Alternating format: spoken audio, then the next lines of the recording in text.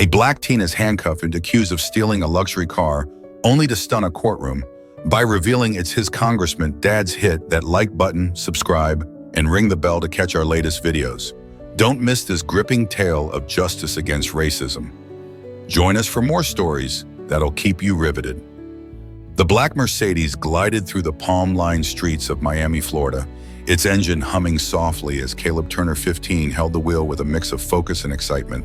Beside him sat his cousin Marcus, 25, a laid-back mechanic with a valid driver's license, his eyes scanning the road, offering occasional tips. "Ease up on the gas," Caleb, Marcus said, his voice calm. Caleb, in a hoodie and jeans, nodded, his learner's permit tucked in his pocket, his heart light with the thrill of driving his dad's car. It was a rare treat, a reward for acing his exams, and with Marcus supervising, it was all legal under Florida law. Caleb's father, Congressman Daniel Turner, had handed him the keys with a stern reminder, "Drive safe, son. The world's not always fair." Caleb hadn't thought much of it then, but those words would soon echo like a warning. A police cruiser's lights flashed behind them, the siren's wail cutting through the humid night, and Caleb's stomach nodded. He pulled over his hands, steady at 10 and 2, his training kicking in. "Stay calm, don't move too fast." Marcus leaned forward, his brow furrowed. "Just do what they say, kid," he said, his voice low. The officer, a white man in his 40s with a hard jaw and colder eyes, approached his flashlight, blinding as it swept over Caleb's face. Then Marcus said, "Step out of the vehicle," he said, his tone sharp. No room for debate. Caleb's pulse raced, but he kept his voice even.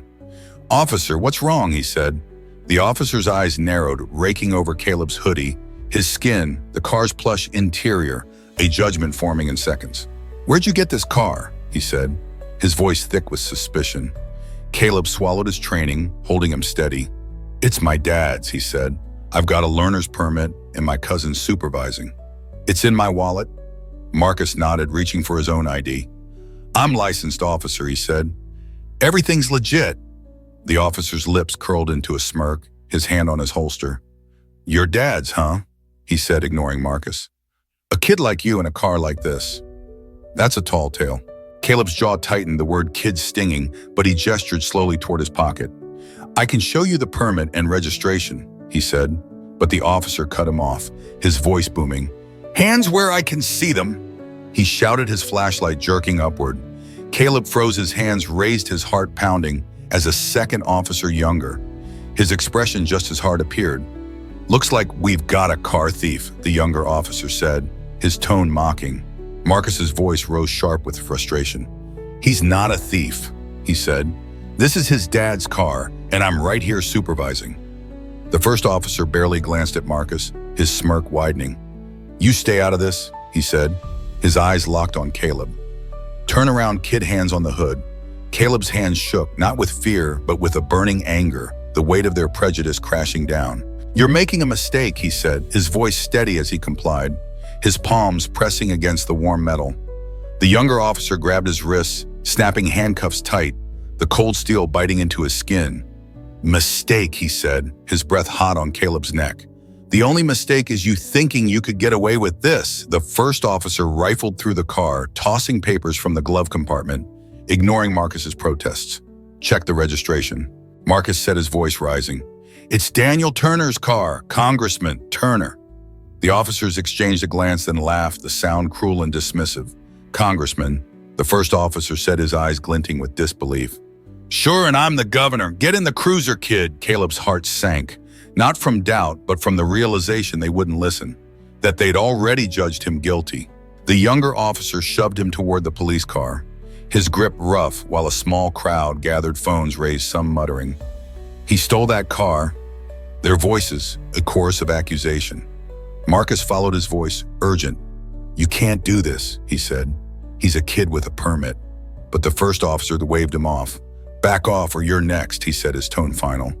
Caleb's sneakers scraped the pavement, his wrists aching, his hoodie sagging, but his eyes burned with defiance. "You're wrong," he said, his voice steady despite the cuffs. "You'll find out," the first officer scoffed, slamming the cruiser door. "Tell it to the judge, thief," he said. The car pulled away, leaving Marcus on the curb, his phone already out, dialing Daniel Turner. Caleb sat in the back, his heart racing, his mind replaying his father's words. "The world's not always fair, but you don't back down." This wasn't just about a car. This was about everything his father stood for, everything Caleb was. He leaned back, his lips curving into a small, dangerous smile. They thought they had him. They thought he was nobody. They were about to learn the truth. The fluorescent lights of the Miami police station buzzed overhead, casting a harsh glow over the linoleum floor. Where Caleb Turner sat, his wrists still cuffed, the cold steel biting into his skin. The air was thick with the smell of stale coffee, and indifference, the station a hive of murmurs and clacking keyboards. But all eyes seemed to drift toward Caleb, a 15-year-old in a hoodie, his face a mask of defiance despite the weight of the moment, Marcus. His cousin stood at the front desk, his voice rising as he argued with a desk sergeant, his phone clutched tightly, still trying to reach Congressman Daniel Turner. Caleb's heart pounded, not with fear, but with a burning anger, the injustice of his arrest searing through him like a flame. He could still hear the officers' laughter, their mocking words, "Congressman," "Sure kid," echoing from the street, their refusal to check the car's registration, a deliberate choice rooted in the same prejudice his father had warned him about. The world's not always fair, Caleb Daniel had said, his voice heavy with the weight of experience. Some people will see your skin before they see you. Don't let them break you. Those words anchored Caleb now, keeping him steady as the station's hostility pressed against him. The first officer, the one with the hard jaw and cold eyes, leaned against a nearby wall, his arms crossed, his smirk unchanged. "Comfortable thief," he said, his voice loud enough to draw chuckles from a couple of cops nearby. Caleb's jaw clenched, but he kept his eyes forward, refusing to take the bait. "I'm not a thief," he said, his voice low but steady. "You'll see." The officer laughed, a harsh sound that grated on Caleb's nerves. "Keep dreaming, kid," he said. "You're not talking your way out of this one." Marcus spun around from the desk, his face tight with frustration. "He's telling the truth," he said, his voice booming through the station. "That's his dad's car, and I was supervising him. Check the damn registration." The desk sergeant, a heavy-set man with a bored expression, barely looked up from his computer. "Sit down or you're out of here," he said, his tone flat but threatening. Marcus's fists clenched, but he stayed put, his eyes flicking to Caleb. A silent promise that he wouldn't give up. The station doors swung open and a small crowd of onlookers from the street trickled in, some still holding phones, their whispers sharp and accusing. "That's the kid who stole the car," one woman said, her voice carrying. "Look at him, thinking he's slick." Caleb's fingers twitched, the urge to shout back, rising, but he swallowed it, his father's words looping in his mind. "Don't give them the reaction they want. Stay sharp." He'd been raised to know this game, to understand that some people would judge him before he could speak. But feeling it, cuffs on his wrists, eyes boring into him, was a different kind of pain, raw and unrelenting. The younger officer, the one who'd cuffed him, approached, his smirk mirroring the first's. "Got a rap sheet yet, kid?" he said, leaning in close. "Or is this your first joyride?" Caleb's eyes snapped to his voice steady despite the rage bubbling inside. "I didn't steal anything," he said. "The car's my dad's, and I've got a learner's permit." "You didn't even check." The officer laughed, patting Caleb's shoulder like he was a child. "Permits don't mean much when you're driving a car like that," he said. "You expect us to believe a congressman's, your dad? Come on." The crowd's murmurs grew louder, a man in a baseball cap nodding. "Kids these days," he said, loud enough for all to hear. "No respect," Marcus's voice cut through, sharp and desperate. "You're not listening," he said, slamming his hand on the desk. "His dad is Daniel Turner, U.S. Congressman. Call him, check the car, do your job." The desk sergeant sighed, his eyes flicking to Marcus with annoyance. "One more outburst, and you're in a cell," he said, his voice cold. The first officer stepped closer to Caleb, his smirk widening. "Your cousin's got a big mouth," he said, "but it's not helping you. Nobody's coming to save you, kid." Caleb's heart raced, the weight of their words, their laughter, their refusal to see him as anything but a criminal, pressing down like a physical force. He thought of his father, of the nights Daniel had come home exhausted from Capitol Hill, his voice steady as he told Caleb, "We fight for justice because it's right, not because it's easy." That fight was in Caleb now, a fire that refused to let him break. He leaned forward, his voice low, his eyes locked on the officers. "You're wrong about me," he said, "and you're going to regret this." The officer's smirk faltered just for a second before he laughed, waving a hand. "Regret," he said. "The only thing I regret is wasting my night on you. Sit tight, thief." The crowd's whispers swelled, phones still raised, recording every word, every glance, as if Caleb were a spectacle for their entertainment. Marcus, still at the desk, was on his phone now, his voice urgent but low, finally reaching Daniel Turner's voicemail. "Uncle Dan, it's Marcus," he said, his words quick. "Caleb's been arrested. They think he stole your car. Get to the station now." Caleb caught Marcus's eye, a silent thank you passing between them. But the station's hostility didn't ease. A woman from the crowd, her arms crossed, spoke up, her voice sharp. "Why's he even been out driving that car?" she said. "Kids like him always cause trouble." Caleb's fingers curled into fists, the cuffs biting deeper, but he kept his face neutral, his father's lessons holding him together. He'd been taught to rise above, to let the truth speak louder than the lies. But the truth felt so far away in this moment, drowned out by the sneers and the cuffs. The first officer leaned against the wall again, his voice casual but cruel. "You're lucky we didn't book you for resisting," he said. "Keep mouthing off, and we still might." Caleb's eyes burned his anger a live wire, but he held it in his mind, racing. He could feel the weight of every stare, the sting of every word, but he also felt something else, a resolve deep and unyielding that refused to let him bow. He thought of his father's office, the framed photos of civil rights leaders, the speeches Daniel had given about equality, about accountability. This wasn't just about him. This was about every kid who'd been judged, every person who'd been cuffed for no reason but their skin. He straightened his voice, quiet but heavy with promise. "You're going to wish you listened," he said. His eyes locked on the officer's. The officer laughed, but it was thinner now, less certain, as if he sensed something shifting. The crowd's phones kept rolling, the station's hum unbroken, but Caleb's smile grew small and dangerous. They thought they had him. They thought they'd won. They were so wrong. The Miami police station was a cauldron of hostility, its fluorescent lights buzzing like a swarm of angry wasps, casting stark shadows over Caleb Turner, 15, his wrists chafed by the handcuffs, his hoodie sagging under the weight of the station's judgment. The air was heavy with the stench of bleach and arrogance, the hum of keyboards and murmurs, a constant reminder of the eyes fixed on him. A boy in a chair, a criminal in their story. Marcus, his cousin, stood at the front desk, his voice hoarse from arguing, his phone now dead after leaving a desperate voicemail for Congressman Daniel Turner. Caleb's heart thumped, not with fear, but with a righteous fury. The injustice of his arrest, a blade twisting in his chest. He could still hear the officer's sneers. "You expect us to believe a congressman's your dad? Their refusal to check the car's registration?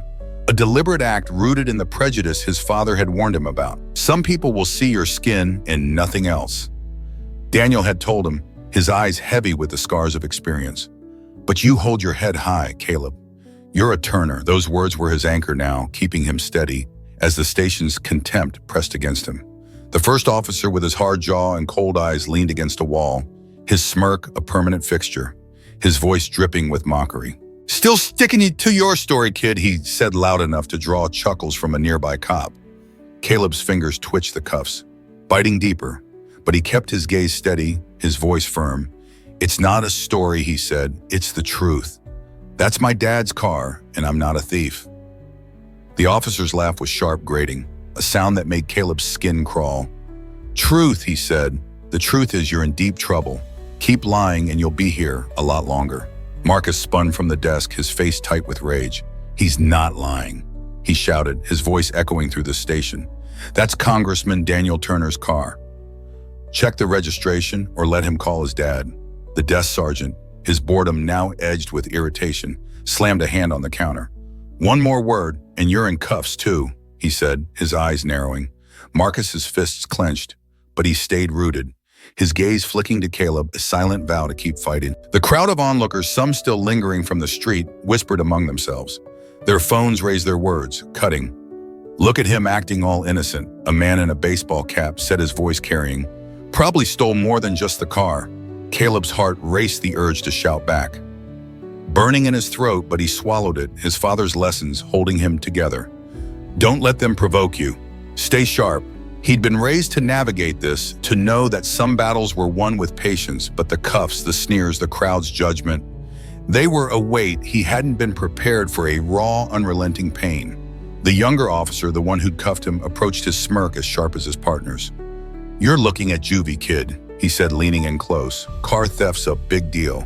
Maybe you should have stuck to bike." Caleb's eyes snapped to his voice steady despite the anger roiling inside. "I didn't steal anything," he said.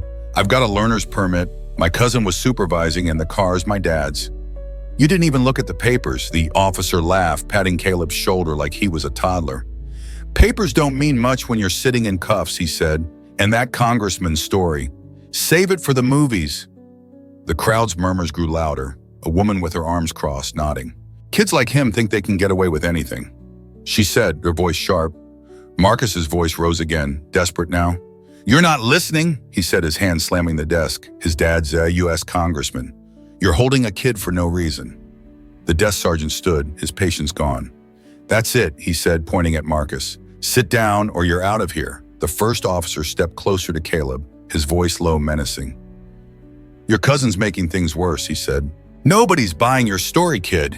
You're not calling anyone until we're done with you." Caleb's heart pounded the weight of their words, their refusal to listen, their assumption of his guilt pressing down like a physical force. He thought of his father of the nights. Daniel had sat him down explaining the history of profiling the stories of men and boys who'd faced this same treatment, the fight that never seemed to end. "You're not just fighting for yourself," Caleb Daniel had said. "You're fighting for all of us." That fight was in Caleb now, a fire that refused to let him break. He leaned forward, his voice low, his eyes locked on the officers. "You're making a big mistake," he said, his words heavy with promise. The officer's smirk faltered just for a moment before he laughed, waving a hand. "Mistake," he said. "The only mistake was you thinking you could play us. You're going nowhere." The younger officer chimed in, his voice sharp. "No phone calls, no lawyer. Not until we say so," he said. "You're ours now, kid."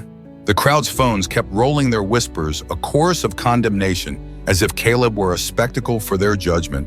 Marcus, now seated but still defiant, caught Caleb's eye, a silent message passing between them. "Hold on, help's coming."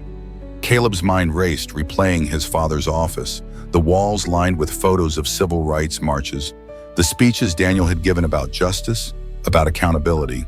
This wasn't just about him. This was about every kid who'd been stopped, every person who'd been judged before they could speak. He straightened his voice, quiet but resolute. "You can't keep me here forever," he said, his eyes burning with defiance. "My dad's coming, and you'll wish you'd listened."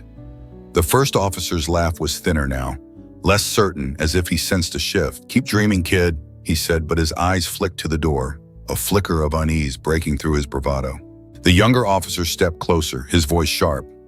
"You're not calling anyone," he said. "You're done," but Caleb's smile grew small and dangerous, a spark in the darkness of the station. He thought of his father's voice, steady and sure, promising to always have his back. The crowd's phones kept recording the station's hum, unbroken, but Caleb's resolve was unshaken. They thought they had him. They thought they'd won. They were about to learn how wrong they were. The Miami police station was a pressure cooker, its fluorescent lights buzzing with a relentless drone casting harsh shadows over Caleb Turner, 15, his wrists still bound by handcuffs, his hoodie damp with sweat from the weight of the station's unrelenting hostility. The air was thick with the scent of disinfectant and disdained the murmurs of cops and onlookers, a constant hum, their eyes fixed on Caleb like he was a trophy of their prejudice. Marcus, his cousin, sat nearby, his face taut with frustration, his phone dead after leaving a voicemail for Congressman Daniel Turner, his hands clenched as he glared at the desk sergeant who ignored him with practiced indifference. Caleb's heart pounded, not with fear, but with a fierce resolve, the injustice of his arrest, a fire in his chest fueled by the officer's sneers. "You're ours now, kid," and their refusal to check the car's registration, a deliberate act of bias his father had warned him about. "The world will try to break you, Caleb," Daniel had said, his voice steady with the weight of his own battles, "but you're stronger than their lives." Those words were Caleb's shield, now holding him steady as the station's contempt threatened to crush him. The first officer, with his hard jaw and cold eyes, leaned against a wall, his smirk a fixture, his voice dripping with mockery. "Still think your congressman dad is coming to save you," he said, his laugh drawing chuckles from a nearby cop. Caleb's eyes burned, but he kept his voice steady, his words sharp. "He's coming," he said, "and you'll wish you'd listen." The officer's laugh was harsh, echoing through the station. "Keep dreaming, thief," he said. "You're not going anywhere." Marcus stood, his voice rising with desperation.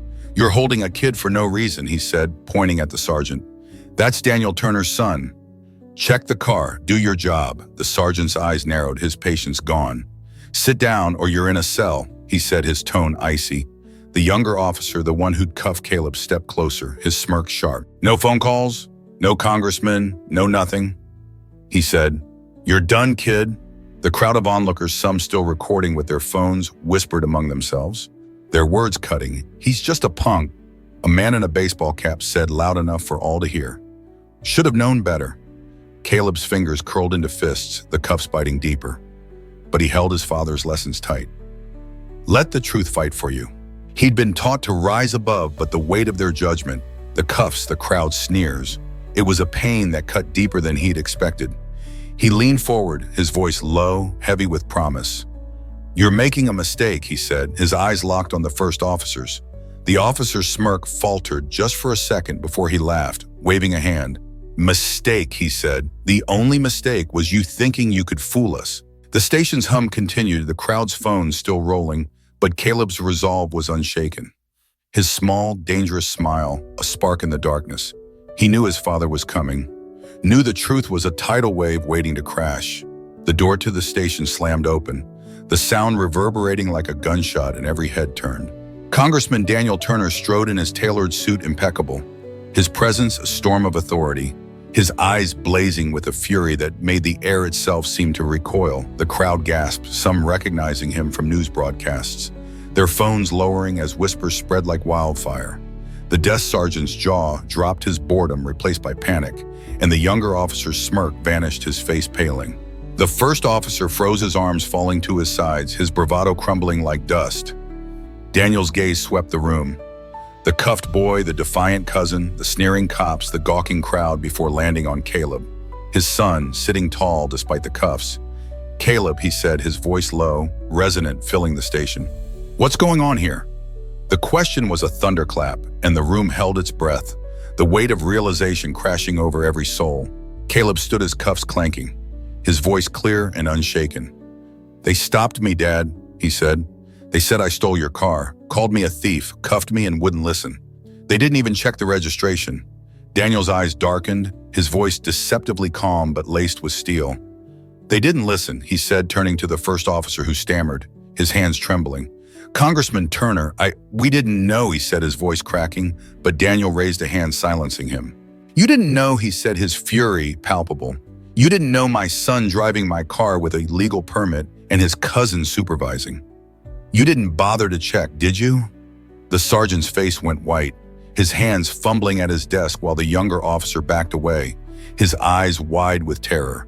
The crowd, their phones now forgotten, shrank back, the weight of their earlier whispers crushing them.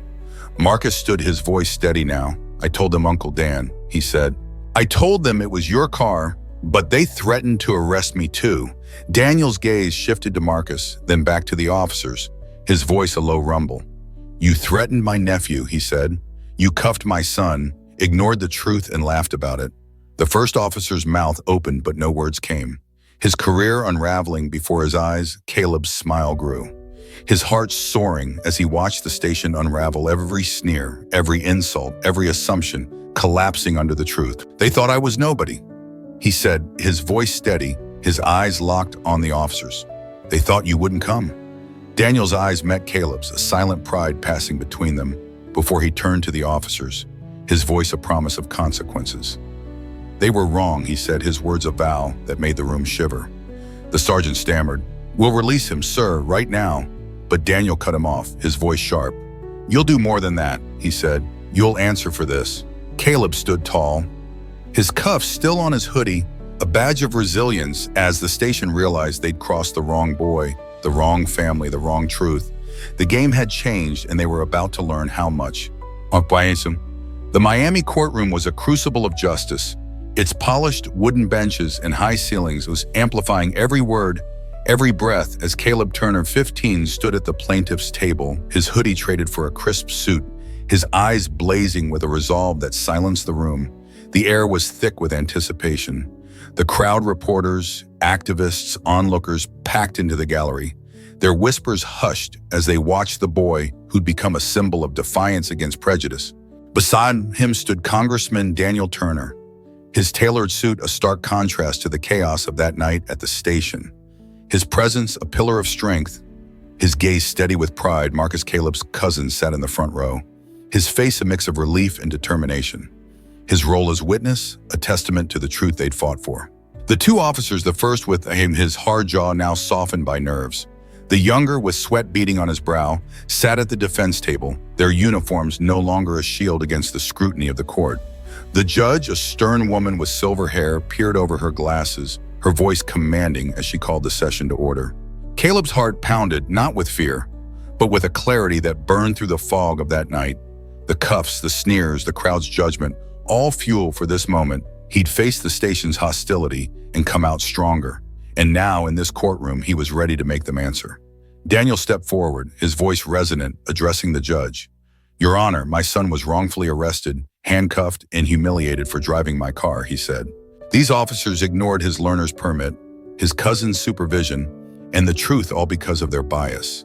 The first officer's lawyer, a wiry man in a cheap suit, stood, his voice shaky. "Your Honor, the officers acted on reasonable suspicion," he said. The vehicle's value and the defendant's age raised concerns. Caleb's eyes snapped to the lawyer, his voice rising clear and unshaken. "Concerns," he said. "You mean prejudice. You looked at me, my hoodie, my skin, and decided I was a thief before I could even speak." The courtroom gasped, the crowd leaning forward, phones discreetly recording as the judge's gavel tapped for order. The first officer's face flushed, his hands fidgeting, but Caleb pressed on, his words sharp. "I told you it was my dad's car," he said.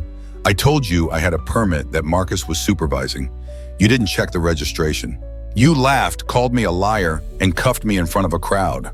The younger officer's head dropped, his bravado gone, while the first officer stammered, "We didn't know he was your son, Congressman." Daniel's voice cut through, cold and precise. "You didn't need to know," he said. "You needed to do your job, to serve, not to stereotype. You chose to humiliate a 15-year-old boy." The crowd murmured, some nodding, others whispering as the judge's eyes narrowed, her pen scratching notes. Caleb's heart soared, his father's words echoing his own. But this was his fight too, and he wasn't done. He turned to the judge, his voice steady, his suit a badge of resilience. "This isn't just about me," he said. "This is about every kid who's been stopped, cuffed, judged for no reason but their skin. I was lucky my dad's a congressman, and he came for me. But what about the kids who don't have that? What happens to them?" The courtroom fell silent, the weight of his words settling over every soul. The reporters scribbling furiously, the activists in the gallery nodding with tears in their eyes. The officer's lawyer tried to recover his voice, faltering. "The officers followed protocol," he said. "They had no reason to believe," but Caleb cut him off, his voice rising, filling the room. "No reason," he said. "You had every reason. I gave you my permit. Marcus told you the truth, but you chose to believe I was a criminal. That's not protocol. That's prejudice." The judge's gavel tapped again, but her eyes were on Caleb, a flicker of respect in her gaze. The first officer, his face now pale, tried to speak, his voice trembling. "We made a mistake," he said. "We didn't mean." But Daniel's voice sliced through, sharp and unrelenting. "A mistake," he said. "You cuffed my son, threatened my nephew, and laughed while a crowd filmed it. That's not a mistake. That's a failure of your duty, your oath, your humanity." The crowd erupted into murmurs, the gallery buzzing as the judge called for order. Caleb's gaze softened, his father's lessons about justice echoing in his mind. "It's not just about punishment, Caleb. It's about making things better." He took a breath, his voice steady but warm, addressing the officers directly. "You thought I was nobody," he said. "You thought you could cuff me and walk away. But I'm Caleb Turner, and I'm here to make sure this doesn't happen to anyone else." The courtroom was silent. The officers' heads bowed, their lawyer sinking into his chair, the weight of Caleb's words a mirror to their shame. Marcus stood, his voice breaking the silence, his pride palpable. "That's my cousin," he said, his eyes locked on Caleb. "You tell him, Caleb." The crowd murmured agreement, some clapping, others wiping tears as the judge's voice cut through, calm but firm. "Mr. Turner, your son has made a compelling case," she said. This court will hear all evidence, but I expect full accountability. Daniel nodded, his hand on Caleb's shoulder, his voice low. You've done us proud, son, he said. You're showing them what justice looks like. Caleb's throat tightened, but his resolve didn't waver. His eyes sweeping the room, taking in every face, every soul who'd witnessed this moment. We need change, he said, his voice ringing clear. Not just apologies, not just suspensions, but real change, training, oversight. A system that sees people, not stereotypes. The gallery erupted into applause, the reporters' pens flying, the activists standing, their faces alight with hope. The officers' faces were ashen, their careers teetering, their silence, a confession of guilt. Caleb stood tall, his suit a symbol of his strength, his heart full of purpose. He'd come to the station as a boy in cuffs, but he stood in this courtroom as a voice for thousands, a force for justice. The judge's eyes met his, a silent acknowledgement, and Caleb knew this was only the beginning. The real fight, the real change was about to start, and he was ready to lead it. His smile returned, not dangerous now, but radiant, a beacon of hope in a room that had learned what truth could do. The Miami courtroom was a crucible of reckoning, its polished wooden benches now silent, the air thick with the weight of justice. As Caleb Turner, 15, stood tall, his suit a testament to his resilience, his eyes burning with a purpose that had transformed the room. The gallery, reporters, activists, onlookers sat in rapt attention, their earlier whispers replaced by a hushed awe. The impact of Caleb's words still echoing a call for change that had shaken the foundations of the system. Beside him, Congressman Daniel Turner, his presence a pillar of strength, nodded with pride, his hand resting on Caleb's shoulder. Marcus in the front row leaned forward, his face alight with relief and determination. His role as witness cementing the truth they'd fought for. The two officers, their uniforms now a burden, sat slumped at the defense table. The first officer's hard jaw softened by defeat, the younger's face pale with the realization of their ruin. The judge, her silver hair glinting under the courtroom lights, delivered her ruling, her voice firm but measured. This court finds the officers' actions unjustified and discriminatory, she said. They failed in their duty, and justice demands accountability. Caleb's heart soared, the weight of the cuffs. The sneers, the station's hostility lifting like a fog replaced by a fire of vindication. The judge continued, her eyes sweeping the room. The officers are suspended pending a full investigation, she said. The Miami Police Department will implement mandatory bias training and stricter oversight, and effective immediately. The gallery erupted into applause, reporters scribbling, activists standing, their faces bright with hope. The officers' heads bowed, their lawyer sinking into his chair, the weight of their actions crushing them. Daniel stepped forward, his voice resonant, addressing the court. This isn't just a victory for my son, he said. It's a step toward a system that serves everyone, not just a few. We demand better and will keep fighting for it. The crowd cheered, their applause a wave, but Caleb knew this moment was his to seize. He stepped to the podium, his voice clear, his suit a badge of his strength. This isn't just about me, he said, his eyes sweeping the room, taking in every face, every soul who'd witnessed this fight. It's about every kid who's been stopped, every person who's been judged. Before they could speak, I was cuffed, called a thief, laughed at. But I'm standing here because I had people who believed in me, my dad, my cousin, my community. Not everyone has that, and that's what we need to change. The courtroom was silent, the weight of his words, a mirror to the system's failures. The reporters' pens flying, the activists nodding with tears in their eyes. The first officer, his voice barely a whisper, tried to speak. We didn't mean to, he said, but Caleb's gaze cut him off, his voice steady but firm. You didn't mean to, he said. You chose to ignore my permit, my cousin, the truth. You chose to see a criminal instead of a kid. That's not a mistake, it's a failure. The officer's head dropped, his silence a confession, while the younger officer looked away, his face ashen. The crowd murmured some whispering apologies, others clapping as the judge's voice broke through. Mr. Turner, your son has spoken powerfully, she said. This court expects the department to act on his call for reform. Caleb's heart pounded. Not with anger now, but with a sense of purpose. His father's lessons about justice ringing true. It's about making things better, Caleb. He took a breath, his voice softening, addressing the officers directly. You thought I was nobody, he said. You thought you could cuff me and walk away? But I'm Caleb Turner, and I'm here to make sure no one else feels what I felt.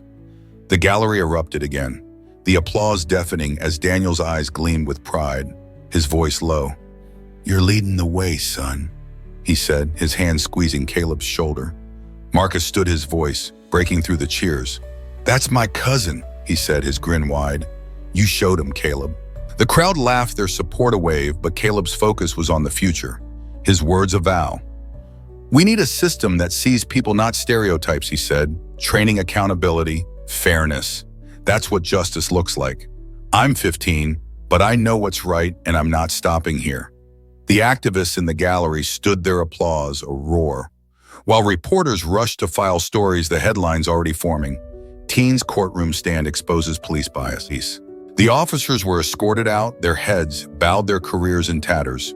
Their silence a testament to their guilt. The judge's gavel fell, closing the session, but the energy in the room was electric, a shared understanding that this was more than a verdict. It was a turning point. Caleb turned to the gallery, his voice steady, his eyes bright with purpose. "This is for every kid who's been stopped, every person who's been told they don't belong," he said. "We're not invisible, and we're not silent. We're here, and we're fighting." The crowd rose to their feet, their cheers a tidal wave, as Daniel and Marcus flanked Caleb, their pride palpable. A woman in the gallery, an activist with tears in her eyes, called out, "You're a hero, Caleb."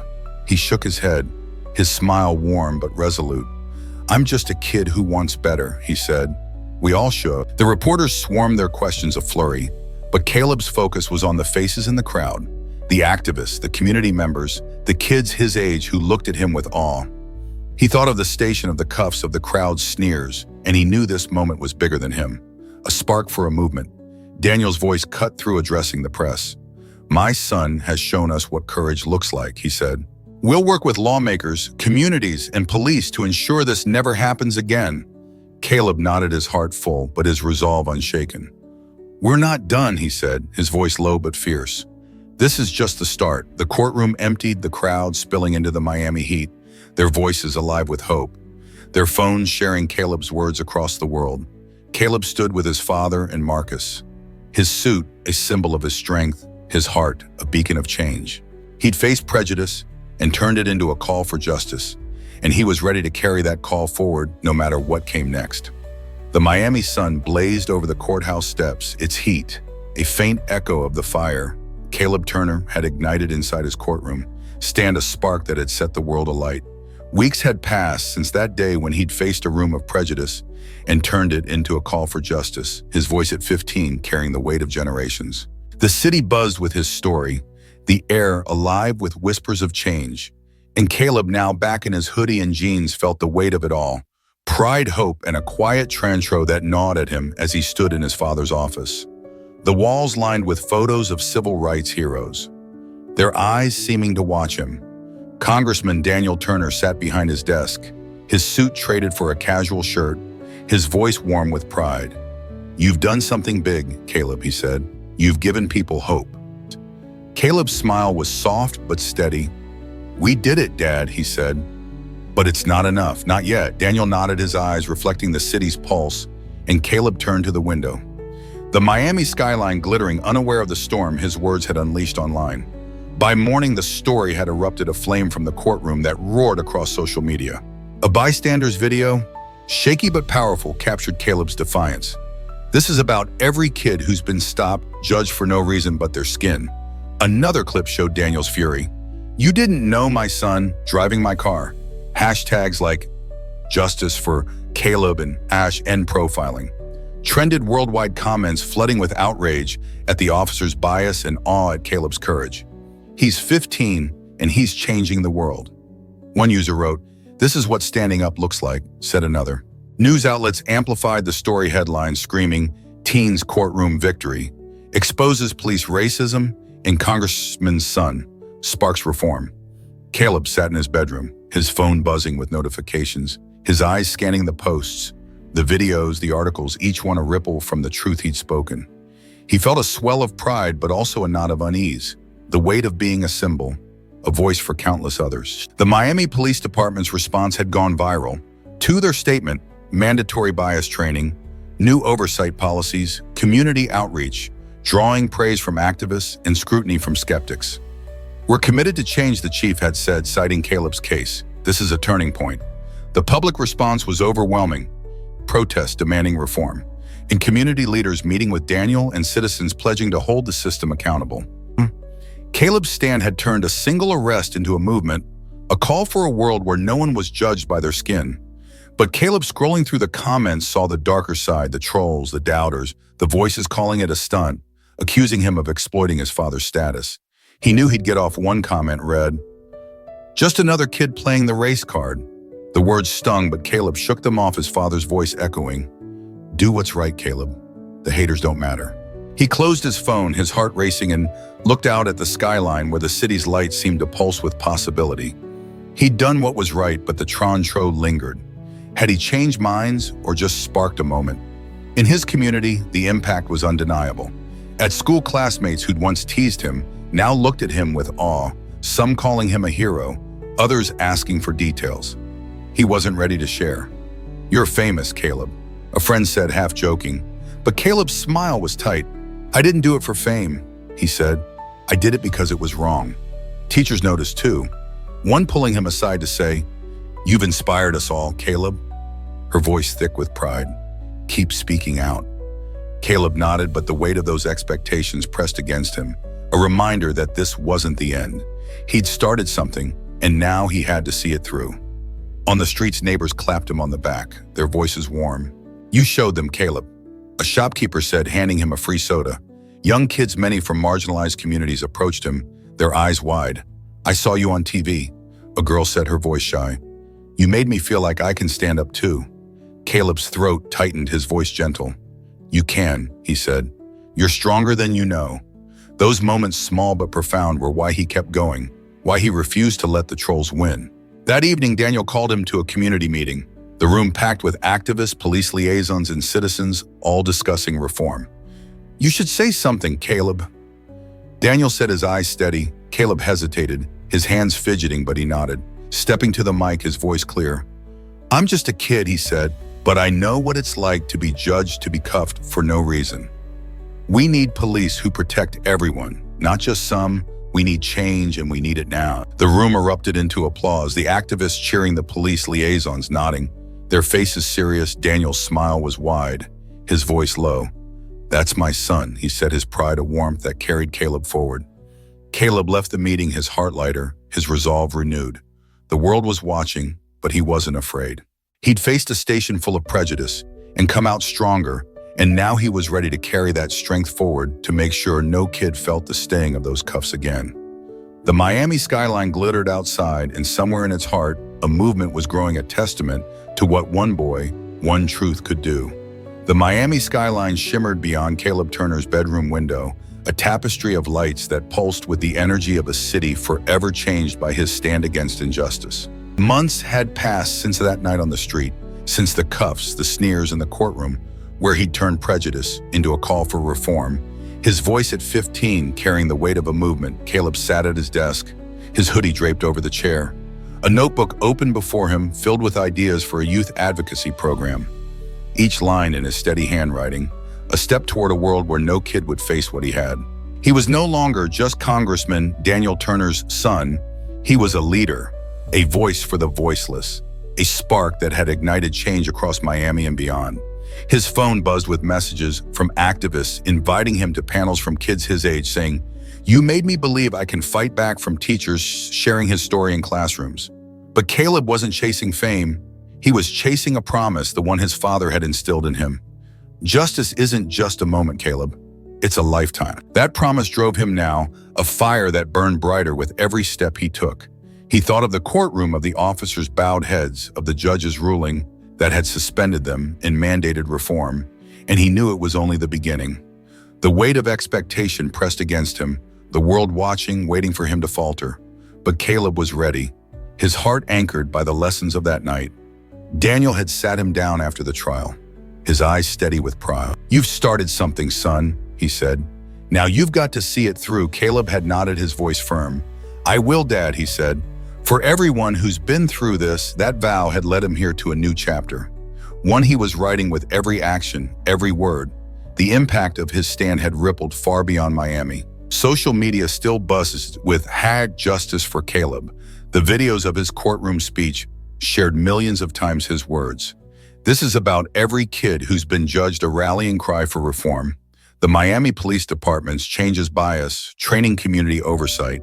Youth engagement programs were now a model for other cities, with Daniel leading legislative efforts to mandate similar reforms nationwide. This is Caleb's legacy. Daniel had told a press conference his son at his side. He showed us what's possible. Caleb had felt the weight of those words, but also the strength, the belief that one voice could shift the system. He joined his father at community forums, speaking to crowds of activists, police, and citizens. His voice steady despite his age. "We need a system that protects everyone," he had said at one event, his eyes sweeping the room, "not just the ones who look a certain way." The applause had been deafening, but Caleb's focus was on the kids in the audience, their eyes wide, their hope a mirror to his own school had changed too. Caleb was no longer just a student. He was a quiet legend, his story whispered in hallways, his courage a spark for others. A classmate, a girl who'd been bullied for her heritage, approached him one day, her voice trembling. "I stood up to them because of you," she said. Caleb's heart swelled, his voice gentle. "You did that yourself," he said. "You're stronger than you know." Those moments, small but profound, were why he kept going, why he refused to let the trolls, the ones calling his stand a stunt, dim his light. His community embraced him, neighbors clapping him on the back, a local mural artist painting his face on a wall with the words, "Caleb Turner, voice of change, you're making us proud, kid," a shopkeeper had said, handing him a free coffee. Caleb had smiled, his voice quiet. "I'm just trying to do what's right," he said, but the right thing wasn't easy. The pressure of being a symbol weighed on him. The expectation to be perfect, to always have the right words. He'd confided in Marcus one night, his voice low. "What if I mess up?" he said. Marcus had laughed, his hand on Caleb's shoulder. "You're human, Caleb," he said. "You don't have to be perfect. You just have to keep showing up." Those words had stayed with him, a reminder that this fight was bigger than him, a relay race where he carried the baton. For now, Caleb had taken that baton and run, joining a youth council to advise on police reform, his ideas. Community workshops, youth-police dialogues already taking shape. He'd spoken at a national conference, his suit crisp, his voice steady. "I'm 15, he had said, "but I know what it's like to be judged, to be cuffed for no reason. We can't keep letting this happen. We need change, and we need it now." The crowd had risen to their feet, their cheers a wave, and Caleb had felt a surge of purpose, a belief that he was building something lasting back home. He sat with Daniel, planning the next steps. Legislation, community programs, a scholarship for kids from marginalized communities. "You're not just my son," Daniel said, his voice thick with pride. "You're my partner in this." Caleb nodded, his throat tight.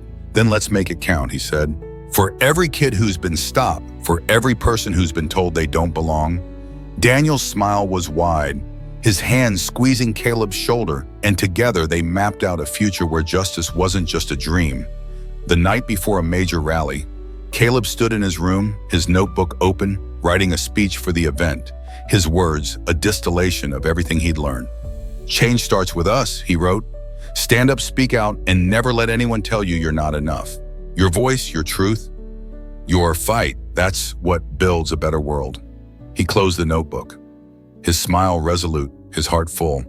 The rally would draw thousands, a celebration of reform with Caleb's voice at its heart, joined by activists, families, and kids like him, all demanding a system that saw them, that served them.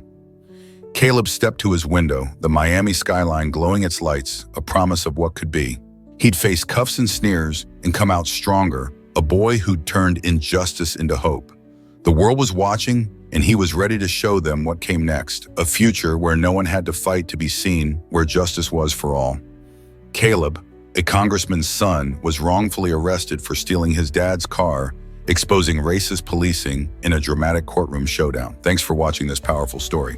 Smash that like button, share to spark change, and subscribe with notifications on for our latest videos. Your support fights injustice. Let's keep it going. See you in the next one.